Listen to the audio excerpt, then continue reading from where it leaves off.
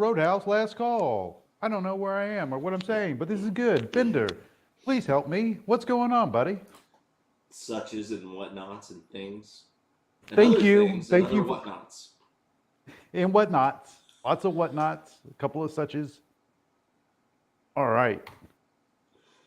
I had fried chicken last night. What did you have? I have no idea what it even was. My wife does these.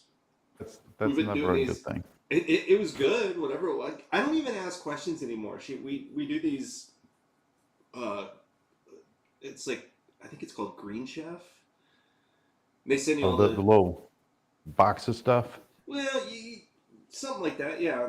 But it's like none of it's frozen, so they send you all the components, right? They send you all the spices and the vegetables and the meat and all that, and directions on how to make it. Because if it was just left up, like if it was left up to me, we'd pretty much eat like steak or chicken off the grill just about every night. And There's nothing wrong with that. no, I'm fine with it most of the time, right? But you don't always like have time for it and that sort of thing. So, but Yeah. the majority of the stuff that they have you make is stuff that I would never order off of a menu. Hmm. Uh, I don't even know what the majority of it is, but it all tastes good. So if you ask me what I had for dinner, I'm So, like I don't know, it's some stuff in a bowl, but it tasted good. so you're expanding your culinary horizons. Your palate is expanding. Growth is good, Maybe, Bender. but I also it's like I don't even know what these things are called. So if I was at a restaurant and I saw it on a menu, I still probably wouldn't order it because I don't know what it is. Oh, But it's yeah, good. no, there's always that. There's always that. All right, well, we got some suches and whatnots. Data came in. I don't know. It was interesting. It's like because you're sitting here kind of peering through this overall lens as far as okay, so what does the Fed want? What does the market need to see? That's like the never-ending story. Um, there's nothing within this data print to sell the market. The only thing that we had to sell the market recently was that CPI print, but PPI turned around and kind of contradicted that in a lot of ways. Retail sales about where they should be. Unemployment, job figures still holding well. Probably not nice enough for the Fed, but still holding well. We can cheer the fact that people get to keep their jobs. That's good, at least for now. We had a pretty big drawdown a couple of days ago, and we've been pitter pattering around these levels ever since. Now, what I am seeing is finally a give back on the dollar, and they're selling off the VIX coming into open. So there's a real chance, based on a lot of different factors, including the fact that we had probably the most dumb bear that we've seen in a long time yesterday, come in and short every possible fucking hole there was to short. And now they might get it back the other way today. Now, all of this can change. Flow is going to dictate a lot of it. They can easily come in and double and triple down on their stupidity. But regardless, that's where we are. The setup is looking pretty good as we come into open. My only hesitation, if you will, is the fact that they're selling the VIX off at such a heavy clip right now. They're probably going to leave that sucker oversold coming into open, which is going to create opening shenanigans. So there is that also. With all this being said, Bender, we bounced around a couple of little levels. We did some suches and whatnots. Can you tell us where we are? We are. Well, the good news about so I woke up a little late this morning, but the good news is really nothing has changed from the levels that we gave yesterday because we're still right here. Mhm. Um, so we're currently sitting 39.63. I think just like I said yesterday, I think 39.50 is kind of that early pivot point. We expected yesterday was a chop day. I wouldn't be surprised if there's more chop today. To be honest, we'll see what happens. No idea, but 39.50 is kind of that early, uh, you know, that early pivot point to watch. Yesterday when we broke above it, I was looking for 39.75, which we tagged. Same thing today. If we push above, like right now we're sitting above 39.50. Wait for the open. At least I'm going to, and see if we can use that as support. Yesterday we dropped below it, popped back above, and then tagged that 75. So I think if momentum, 39.50 holds, and the flow says maybe we get a little rally, I think 39.75 again is that target. Below 39.30 would be the initial target. Really, when you look at the price action from yesterday, and really even overnight, anything inside of 39.40 to 39.80 is just kind of range bound, right? We need to get above 39.80 to start any sort of push, and a breakdown below 39. I mean, there's support down to 39.37, and then you have support down at yesterday's low 39.28 half. But really inside of those 50 points, 30 to 80, we're still just kind of stuck in this zone. So we got to get outside of that to get any sort of continuation type move. So levels just above 39.65 is the 20 MA on the 60 minute. 39.75, that was previous resistance, the level that we had yesterday. Overnight high 39.77, so right there, the same spot. And then above that, 39.84 is the 50 MA on the 60 minute, and 39.97 is the 89 on the daily. Levels below, just below 39.48 half is the overnight low. Yesterday's low was 39.29, and then 39.20 was previous support, also still that longer term trend line. If we give that up, we look at 3900, and then 38.85 being previous support, and the 1618 extension from the CPI data drop. All right. Well, there you go. there we go. I don't know what to think. Thought I knew what to think until you did all that there. Tell me what I'm supposed to think.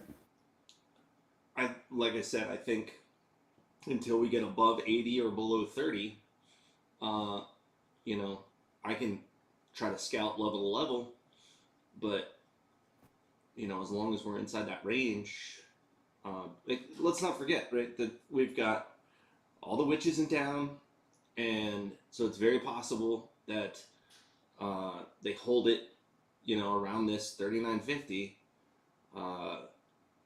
Give or take 50 points, they could totally blow through that. But, maybe we get another chop day and then some fireworks tomorrow.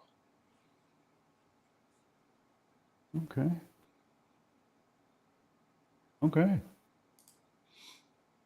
I hope. All right. I mean, hey, I would love for us to go somewhere, to actually get a trend move one direction or the other. I mean, there's enough range to play it, and honestly, yesterday, I didn't want to just get chopped up, and it's days like yesterday. If you're playing for continuation breakouts, breakdowns, yesterday would not have been a great day, because every attempt to break higher, and Palm posted it, he's posted it a couple times, but that search and destroy method, it's like, okay, go take out stops. Okay, now we trapped every player that plays breakouts and breakdowns, and now let's go the other way. Oh, that makes sense.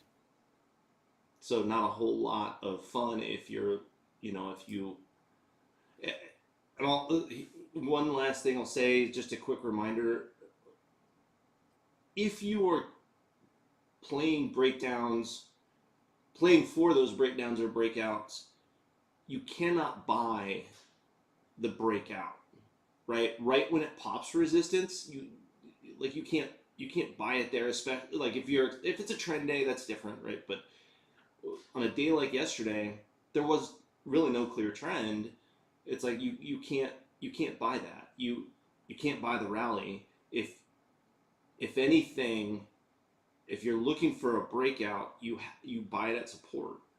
Don't buy it, because it pops just a little bit above resistance, because that's exactly what they Mm-hmm. want you to do. So just a reminder that those entries on, if you're playing for an upside move, if you are patient and you wait to buy it at support, knowing that, okay, they're probably going to try to take out stops just below the support level, right? So you set your stop just a little bit below.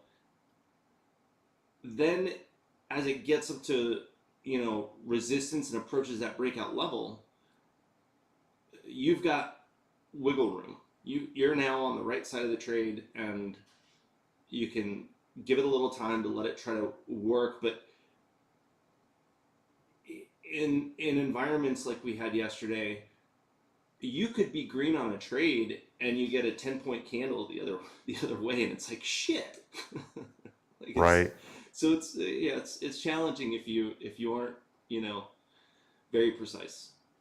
It can be difficult, but you can negate some of that just by, not trading with FOMO. You get that Mm-hmm. it approaches that breakout level, and you're like, oh, I knew it's gonna run. It's gonna run without me.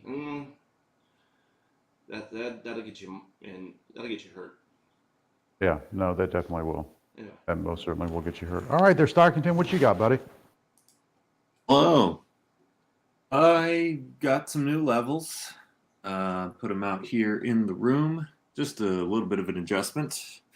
Let's see. So, Apple daily inside bar.